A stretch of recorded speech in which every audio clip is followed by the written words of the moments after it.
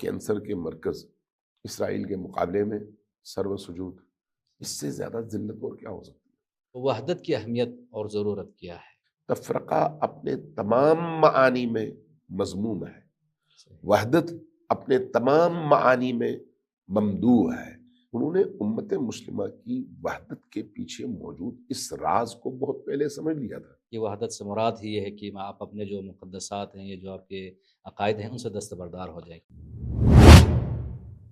آپ اپنے عقیدے پر قائم رہیں،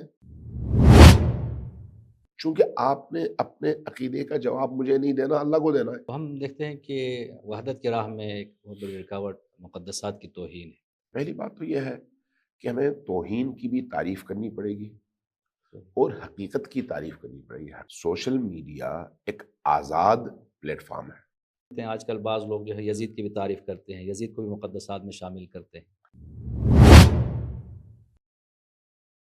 بت کس معنی میں ممدوح ہے اور کس معنی میں مذموم، کیا اس کی کوئی تعریف ہے؟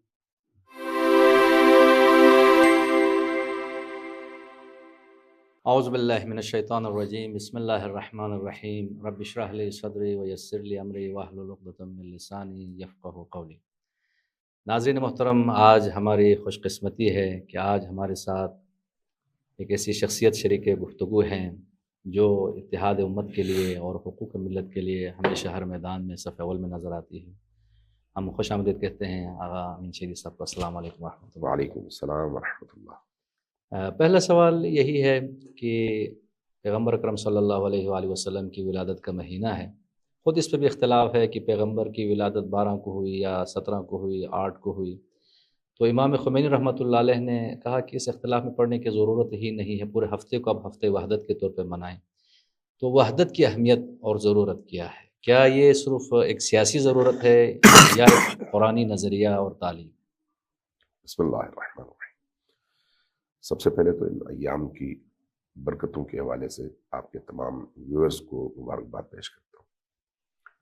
آپ نے انٹرو میں جس اختلاف کا تذکرہ کیا وہ صرف شیعہ اور سنی کے درمیان اختلاف نہیں ہے، بلکہ خود اہل سنت کے درمیان، آپس میں ان کے علماء کے درمیان بھی اختلاف ہے، اور تشیع کے درمیان، تشیع کے علماء کے درمیان بھی تاریخ کے حوالے سے اختلاف ہے۔ کسی نے کسی تاریخ کو معتبر سمجھا، کسی نے کسی اور کو، لیکن تشیع میں جس کو زیادہ علماء نے مانا وہ 17 ہے، اور اہل سنت میں جنہوں نے زیادہ جس تاریخ کو قبول کیا وہ 12 ہے، لیکن اختلاف دونوں جگہ موجود ہے۔ لیکن اصل مسئلہ تاریخ کا تعین نہیں، بلکہ اس کے پیچھے موجود وہ حکمتیں ہیں۔ نبی کریم صلی اللہ علیہ وآلہ وسلم اللہ کے آخری نبی کی حیثیت سے آخری امت کی تشکیل کے لیے اور تا قیامت نجات کے سبب بننے والے ایک دین کی تکمیل کے لیے تشریف لائے۔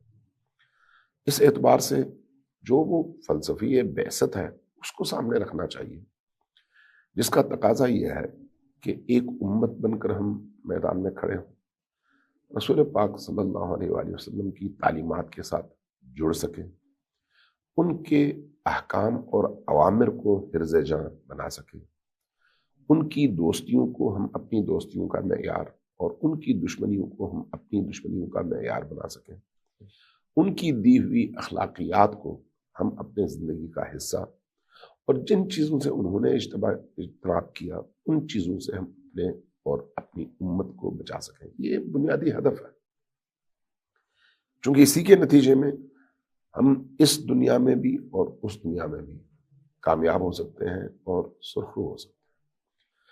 جو ہماری مسلمان قوم اور امت مسلمہ کے درمیان ایک مشکل ہے اس وقت، وہ افتراق، اختلاف اور فاصلے ہیں، جس کی وجہ سے وہ جو اصل حکمت اور اصل فلسفہ ہے وہ متاثر ہوتا ہے، اور نتیجتاً مسلمان جتنا شدت کے ساتھ ان اختلافات میں پڑتے ہیں اتنی ہی شدت کے ساتھ ذلیل، خوار، رسوا اور پستیوں کی طرف سفر کرتے ہیں۔ امام خمینی کے پیش نظر جو حکمت تھی وہ وہی حکمت تھی جو قرآنی حکمت ہے، جو خود نبی کریم کے اپنے کلام سے ہم تک پہنچا ہے۔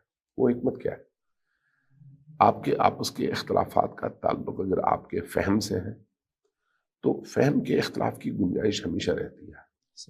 ہو سکتا ہے ایک ہی مسئلے میں آپ کا فہم کچھ اور ہو، میرا فہم کچھ اور ہو، لیکن نہ میں آپ کو جواب دے ہوں نہ آپ مجھے، بلکہ ہم دونوں اللہ کو جواب دیں. جب کسی مسئلے کے حوالے سے اپنے فہم ادراک کا جواب میں نے اللہ کو دینا ہے تو آپ کو میرے پیچھے پڑنے کی اور مجھے آپ کے پیچھے پڑنے کی ضرورت نہیں ہے. لیکن جن چیزوں میں نے اور آپ نے مل کر اللہ کو جواب دینا ہے وہاں پر ہمیں ایک دوسرے کے ساتھ کھڑے ہونا ہے، وہاں پر ہمیں ایک دوسرے کا دست و بازو بننا ہے. اس وقت جو امت مسلمہ کی زبون حالی ہے ان میں سب سے بڑی چیز افتراق، اختلاف، اور اس افتراق و اختلاف کے نتیجے میں کمزوری جس کی طرف قرآن کریم نے اشارہ کیا تذہب یہ حکم کہہ کر، اس کا نتیجہ کیا ہے؟ اس وقت 56 اسلامی ممالک سب کے سب خوار و ذلیل، سب کے سب سرنگوں، سب کے سب عالمی استعمار اور ایک چھوٹے سے فساد کے جرثومے اور کینسر کے مرکز اسرائیل کے مقابلے میں سرو سجود.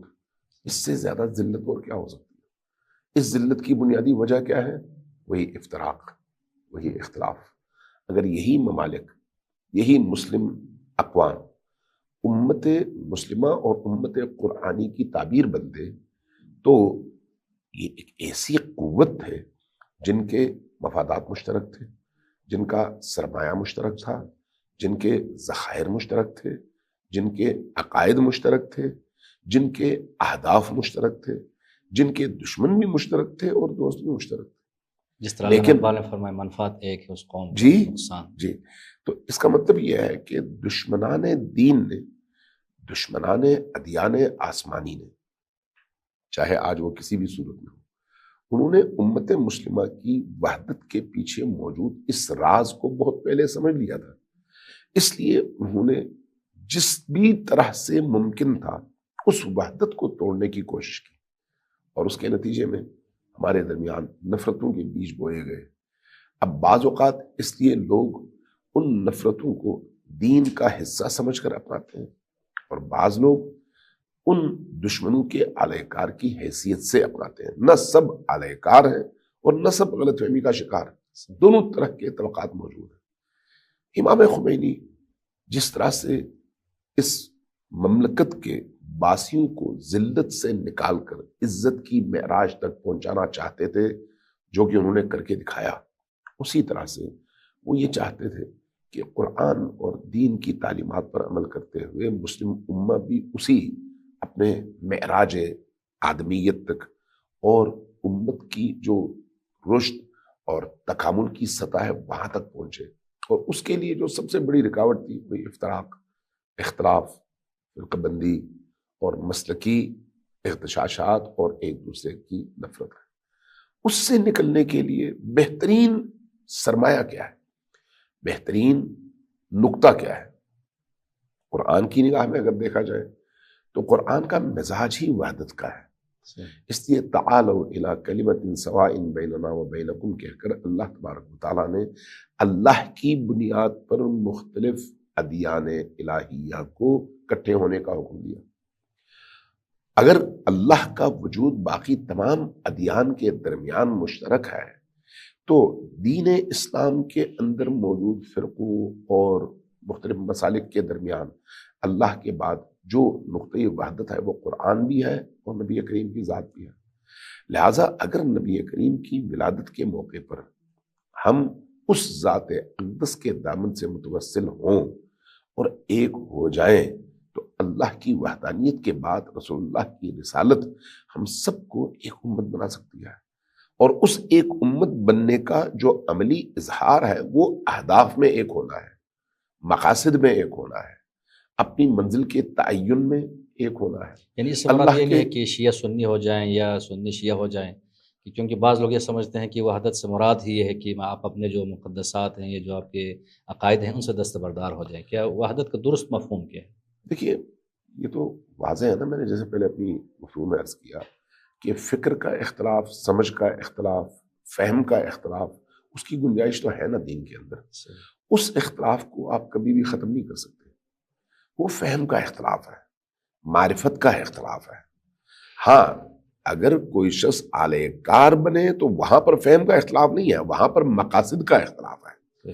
لیکن اگر کوئی شخص اعلی کار نہیں ہے اور اختلاف رکھتا ہے تو وہ فہم کا اختلاف ہے، اور یہ جو فہم کا اختلاف ہے یہ اللہ کے رستے کے راہیوں کے درمیان طول تاریخ میں رہا ہے۔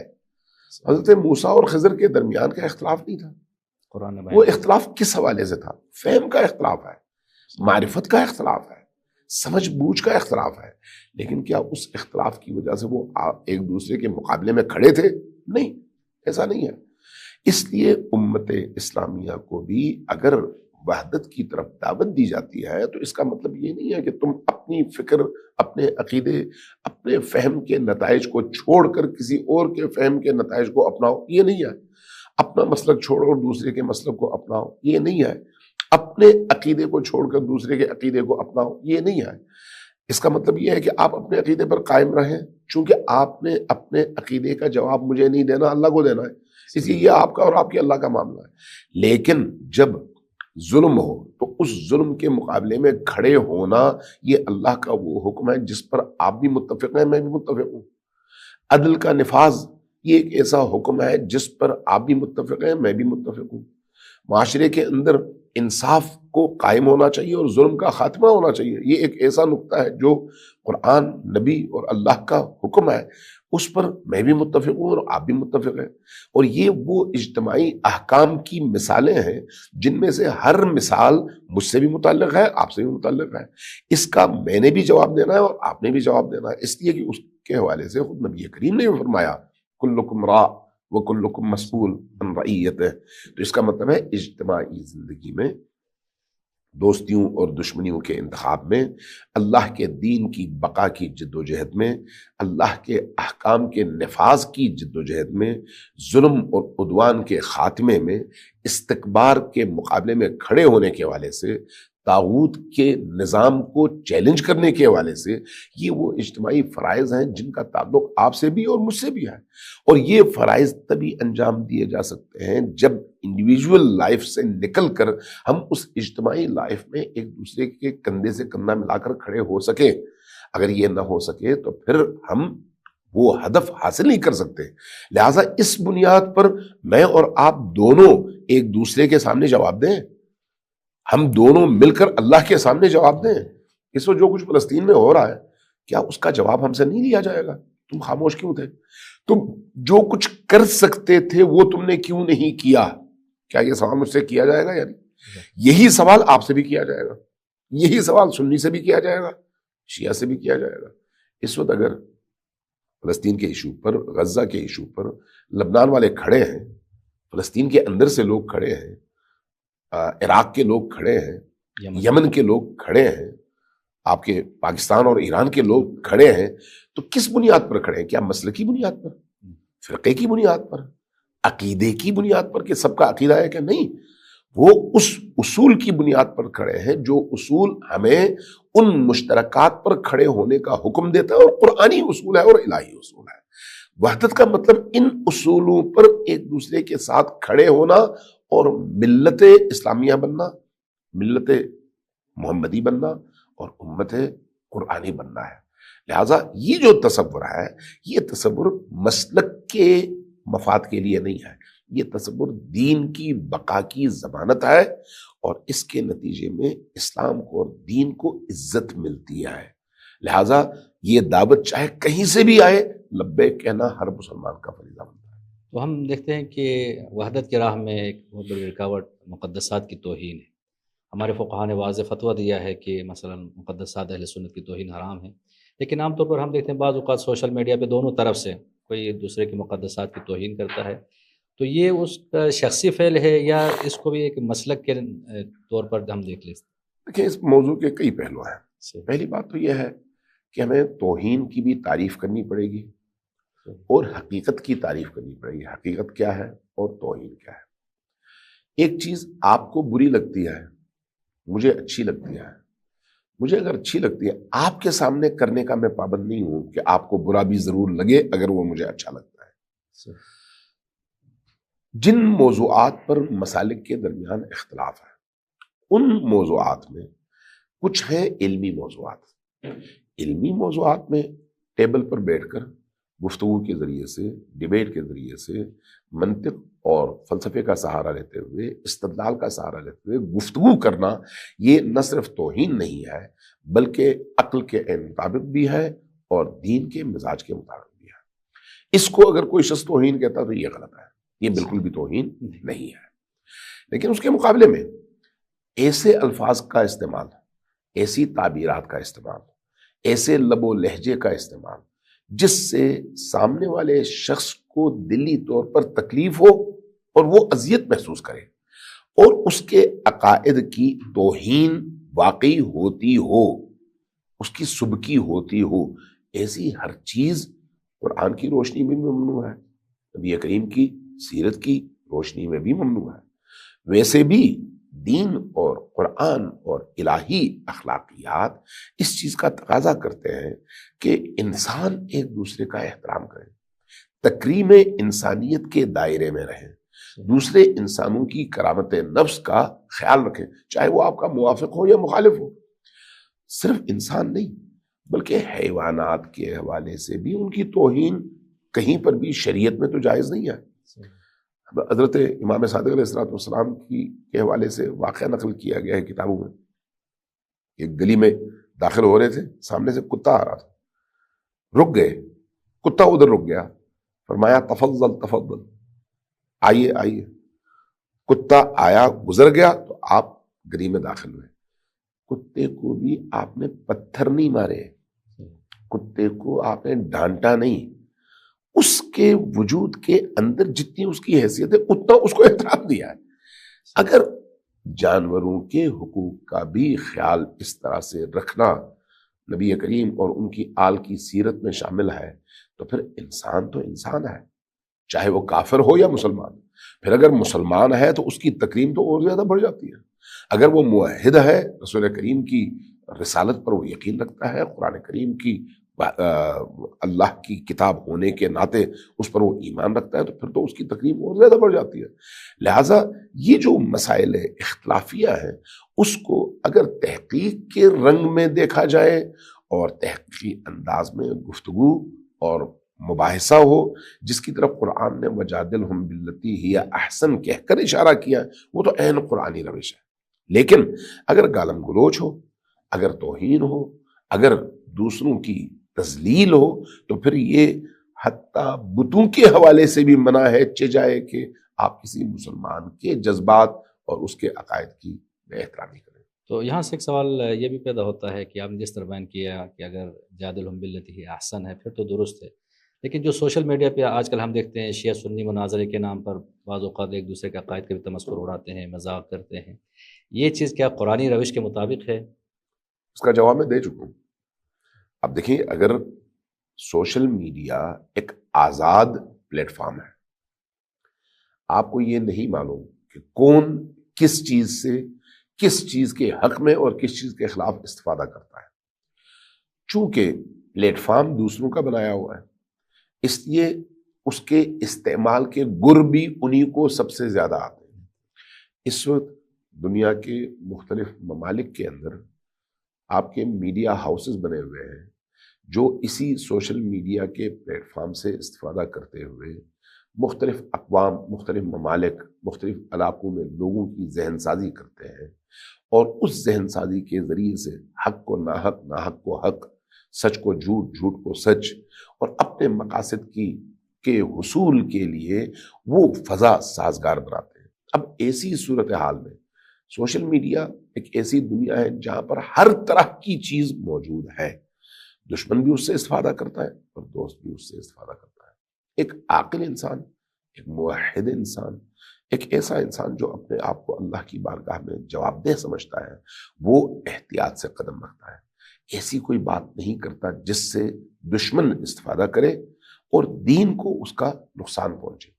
تفرقہ اپنے تمام معانی میں مذموم ہے، وحدت اپنے تمام معانی میں ممدوح ہے۔ اس کے ساتھ صرف شرط یہ ہے کہ دین کی خاطر ہو اور دین کے لیے اس کا فائدہ ہو۔ اس اعتبار سے جو لوگ سوشل میڈیا کو نفرتوں کے فروغ کے لیے استعمال کرتے ہیں وہ خواستہ یا ناخواستہ، دیدہ دانستہ یا نادانستہ دشمنوں کے اعلی کار کے طور پر کام کرتے ہیں، چاہے ان کو پتہ ہو یا نہ پتہ ہو۔ لیکن اگر حقائق کو برملا کرنے کے لیے دلیل، استدلال، منطق اور معرفت کا سہارا لیتے ہوئے، باہمی تکریم کا خیال رکھتے ہوئے، الجھنوں کو دور کرنے کے لیے، غلط فہمیوں کو دور کرنے کے لیے کوئی مباحثہ اس طرح کا شروع کرتا ہے تو وہ عین دین کا مزاج بھی ہے اور حکم بھی ہے۔ تو جس طرح آپ نے فرمایا کہ توہین کی تعریف ضروری ہے، تو اسی طرح کیا مقدسات کا تعین بھی ضروری نہیں ہے؟ جس طرح پاکستان میں ہم دیکھتے ہیں آج کل بعض لوگ جو ہے یزید کی بھی تعریف کرتے ہیں، یزید کو بھی مقدسات میں شامل کرتے ہیں۔ دیکھیں، اگر ہم قرآن کی روشنی میں دیکھیں تو قرآن نے بتوں کو برا بلا کہنے سے منع کیا ہے، یعنی بت کس معنی میں ممدوح ہے اور کس معنی میں مذموم، کیا اس کی کوئی تعریف ہے؟ وہ ایک مطلق چیز ہے بھی، ہر صورت میں برا ہے، لیکن چونکہ اس سے وابستہ کچھ لوگ ہیں، جب آپ دین کا پیغام ان لوگوں تک پہنچانا چاہتے ہیں تو اگر آپ نے منطقی روش اختیار کی تو آپ بت کو چھیڑے بغیر جائیں گے اور ان کے ضمیروں کو چھیڑیں گے، لیکن اگر آپ نے ان کو تکلیف پہنچانی ہو تو پھر آپ بتوں کے حوالے سے شروع کریں گے۔ اللہ نے کس کی تائید کی اور کس کی ممانعت کیا؟ کہا حتیٰ بتوں کو بھی برا بلا نہ کہو، ہے تو برے لیکن برا بلا نہ کہو۔ کیوں؟ اس لیے کہ جب تم ان کو برا بلا کہہ کر اپنے درست بات کا آغاز کرتے ہو تو اس کے رنگ کی وجہ سے، تاثیر کی وجہ سے تمہاری یہ جو مثبت بات ہے اس کی تاثیر ضائع ہو جاتی ہے۔ لہذا جہاں پر آپ مقدسات کو عنوان کلام بناتے ہیں وہاں پر یہ دیکھ لیں کہ اگر بت بھی ہے اس کے لیے مقدس ہے تو آپ کا لب و لہجہ توہین آمیز نہیں ہونا چاہیے۔ رد کریں، رد کرنا توہین نہیں ہے، لیکن آپ اس کو برا بلا اور گالیاں اور ماں بہن ایک کرنا عوامی زبان میں، تو اس طرح کی حرکت جس سے سامنے والے کے جذبات بھڑکتے ہوں، چاہے وہ بت ہی کیوں نہ ہو، وہاں پر تو اللہ نے اجازت نہیں دی، وہاں پر اللہ نے یہی کہا کہ نہیں، تم اس کے ضمیر کو مخاطب کرو، اس کی فطرت کو مخاطب کرو، اس کی عقلوں کو مخاطب کرو۔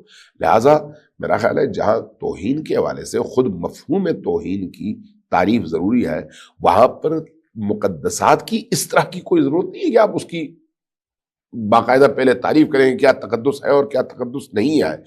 تقدس ایک تصور ہے کسی بھی شخص کے دل میں، اس کے ذہن میں، کسی بھی چیز کے حوالے سے۔ لیکن ہم دیکھتے ہیں اہل سنت کا جو علماء ہے وہ کہتے ہیں کہ یزید ہمارے مقدسات میں سے نہیں ہے، یہاں تک کہ یزید کے باپ کو بھی کہتے ہیں مقدسات میں سے نہیں ہے، لیکن ایک ناصبی ٹولہ ہے کہ جو اس بات پہ مصر ہے، کہتے ہیں کہ نہیں، یہ بھی ہمارے مقدسات میں شامل ہے۔ بہت سارے لوگ شیطان کو بھی اپنا مقدس سمجھتے ہیں، بہت سارے لوگ شیطان پرست کہلاتے ہیں، لیکن اس کا مطلب گالم گلوچ تو نہیں ہے۔ اصل مسئلہ یہ ہے نا کہ گالم گلوچ نہ کریں، اصل مسئلہ یہ ہے کہ ایسے رقیق انداز اختیار نہ کریں جس میں خود بولنے والا بھی اپنے اندر پستی فیل کرے، چونکہ قرآن کریم کا جو انداز ہے وہ محترمانہ ہے۔ قرآن کریم نے کبھی بھی رقیق انداز اختیار نہیں کیا، انبیاء کرام نے کبھی بھی رقیق انداز اختیار نہیں کیا۔ جو انبیاء کا انداز ہے، جو قرآن کا انداز ہے، ہمیں اس سے آگے نہیں بڑھنا چاہیے، ہمیں اس کے ساتھ ساتھ رہنا چاہیے، اس کے مطابق اپنی زندگی کو ڈالنا چاہیے، اس کے مطابق تبلیغی روش اپنانی چاہیے۔ کیا رسول کریم، امیر المؤمنین، اہل بیت علیہ الصلوۃ والسلام، ان سب سے زیادہ ہم دین کا فہم رکھتے ہیں۔ جن چیزوں کو آپ مذموم سمجھتے ہیں، کس کی وجہ سے سمجھتے ہیں؟ اہل البیت کے کلام کی وجہ سے۔ اہل البیت کے اپنے کلام میں دیکھیں کہ انہوں نے کہاں کون سی روش اختیار کیا، وہی ہمارے لیے حجت ہے، اور نہ اس سے آگے بڑھنا چاہیے نہ اس سے پیچھے رہنا چاہیے۔